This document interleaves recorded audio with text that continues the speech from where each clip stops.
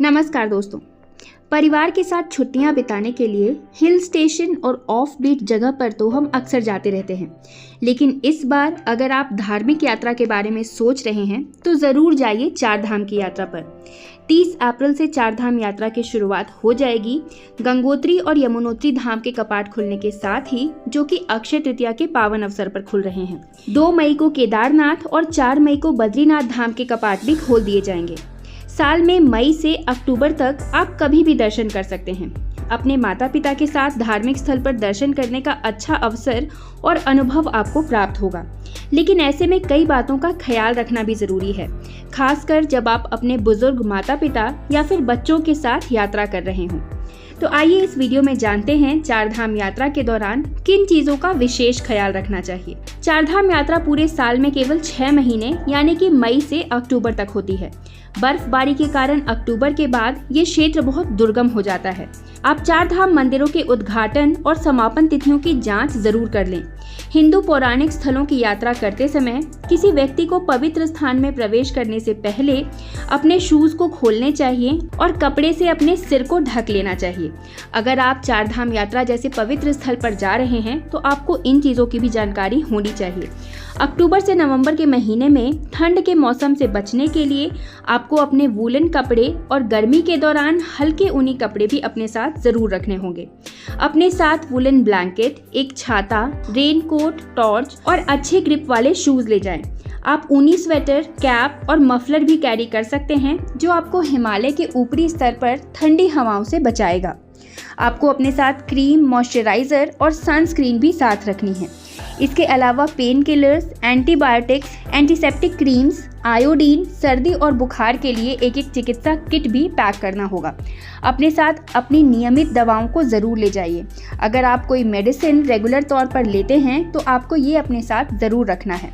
आप ये सोचकर मत जाइए कि आप मेडिसिन को वहाँ परचेज कर लेंगे, क्योंकि जिस जगह पे आपको दवा की ज़रूरत पड़ेगी उस जगह पर आपको कोई मेडिसिन की शॉप मिल जाए ये ज़रूरी नहीं है। Dry chocolates, dry fruits, glucose और टॉफियां भी आप अपने साथ कैरी कर सकते हैं। ये आपको ट्रैकिंग और लंबे जाम के दौरान त्वरित ऊर्जा प्रदान करेंगे। दिशा निर्देश मांगते समय दुकानदारों से बात करें, पैदल चलने वालों से नहीं। अगर आपको कहीं रास्ते में थोड़ी प्रॉब्लम आ रही है तो आसपास वहाँ जो दुकान वाले दिख रहे हैं आप उनसे आगे का रास्ता पूछ लीजिए। अगर आप चलते फिरते मुसाफिरों से पूछेंगे तो वो भी आपके साथ उस जगह पर नए हैं, ऐसे में वो आपको गलत जानकारी भी दे सकते हैं। अगर किसी विशेष क्षेत्र में कैमरे की अनुमति नहीं है तो प्लीज़ वहां तस्वीरें मत खींचिए। किसी धर्म विशेष की भावनाओं से ना खेलें। यात्रा से कम 1 महीने पहले आपको थोड़ी तैयारी कर लेनी चाहिए।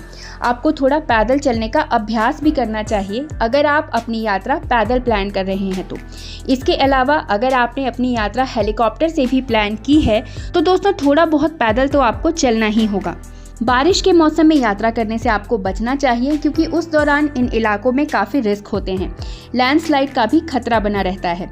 यात्रा पर जाने से पहले आपको अपने होटल्स इत्यादि की बुकिंग पहले ही ऑनलाइन कर लेनी चाहिए। अगर आप मंदिर के उद्घाटन की तारीखों के करीब यात्रा कर रहे हैं तो तीर्थयात्रियों की भारी भीड़ होती है, ऐसे में आपको सतर्क रहना है। चार धाम रूट पर होटल्स चेक करिए और जितनी भी हो सके ज़्यादा से ज़्यादा चीज़ें ऑनलाइन पहले से ही बुक करें। अगर आप रास्ते में पानी पीते हैं तो वो पानी का बॉटल बिल्कुल पैक हो या फिर उबला हुआ पानी ही आप पिएं। दोस्तों, हर साल लाखों की संख्या में श्रद्धालु पथरीले और ऊबड़ खाबड़ रास्ते से ट्रैकिंग करते हुए समुद्र तल से काफी ऊंचाइयों पर बने इन दिव्य मंदिरों तक पहुंचते हैं।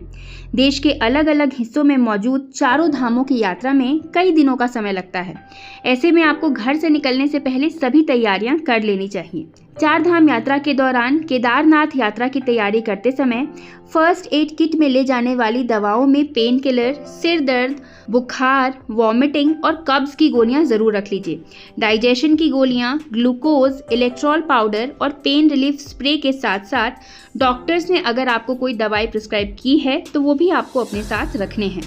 यात्रा पर जाने से पहले गर्म कपड़े जैसे कि जैकेट, ग्लव्स, रेनकोट और लेयर्ड कपड़े अपने साथ जरूर रख लें। ट्रैकिंग शूज, वूलन सॉक्स इत्यादि चीज़ों का भी ध्यान रखें। यात्रा के दौरान इलेक्ट्रॉनिक गैजेट को चार्ज करना संभव नहीं है, इसीलिए रास्ते में power bank, battery, power extension board और वाटर हीटिंग रॉड के साथ एक स्थानीय सिम कार्ड और फ़ोन ले जाना भी काफ़ी ज़रूरी है। दोस्तों, खाने के लिए चॉकलेट्स, ड्राई फ्रूट्स, मिश्री, बिस्किट्स, मिल्क पाउडर और अन्य हल्के खाद्य पदार्थ आप अपने साथ रख सकते हैं। चार धाम यात्रा के दौरान आपको ज़्यादा दुकानों पर या फिर तले भुने खानों को अवॉइड करना चाहिए, क्योंकि इससे आपकी सेहत बिगड़ सकती है और यात्रा करने में आपको परेशानी सामने आ सकती है। दोस्तों, चार धाम यात्रा पर जिस तरह से हर साल यात्रियों की संख्या बढ़ती जा रही है, ऐसे में यात्रियों को इस बात का विशेष ध्यान रखना है कि आपको इंतज़ार भी करना पड़ सकता है। इसका कारण सड़कों पर लगने वाला जाम भी हो सकता है या फिर कोई अन्य समस्या हो सकती है। ऐसे में यात्रा के लिए आपको 2 से 3 दिन का बफर डे लेकर चलना होगा। यात्रा को शुरू करने से पहले आपको इस बात का ध्यान रखना है कि जितने दिन की प्लानिंग के साथ आप यात्रा के लिए निकले हैं, उतने ही दिनों में यात्रा पूरी हो जाए।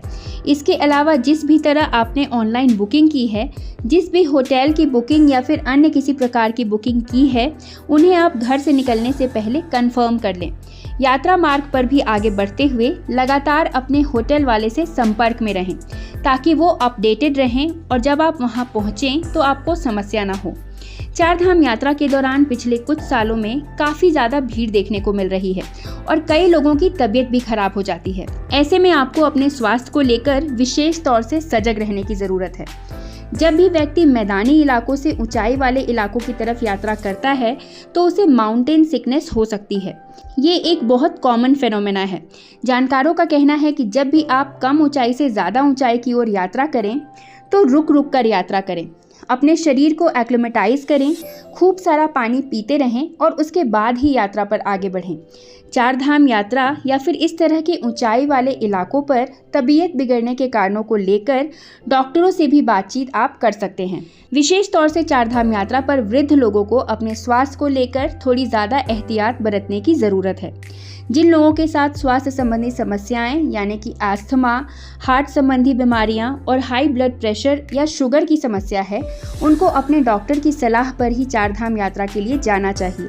ज़्यादा ऊंचाई वाले जगह की तरफ जाने पर शरीर में ऑक्सीजन की सप्लाई कम हो जाती है, जिसकी वजह से फेफड़ों पर प्रेशर पड़ता है। ये प्रेशर हार्ट पर भी बढ़ सकता है, जिसकी वजह से हार्ट अटैक की संभावनाएं हो जाती हैं। तो दोस्तों, इन सब चीज़ों के बारे में आपको केयरफुल रहना है। आशा करती हूँ चार धाम यात्रा से जुड़ी ये वीडियो आपको पसंद आई हो। अगर ये वीडियो आपको अच्छी लगी है, इस वीडियो को एक लाइक ज़रूर करिए, वीडियो को ज़्यादा से ज़्यादा शेयर करिए। अगर आप चैनल पर नए हैं तो चैनल को सब्सक्राइब कर लीजिए, कमेंट में हर हर महादेव लिखिए और ऐसे ही अन्य वीडियोज़ के लिए हमारे चैनल के साथ जुड़े रहिए। धन्यवाद।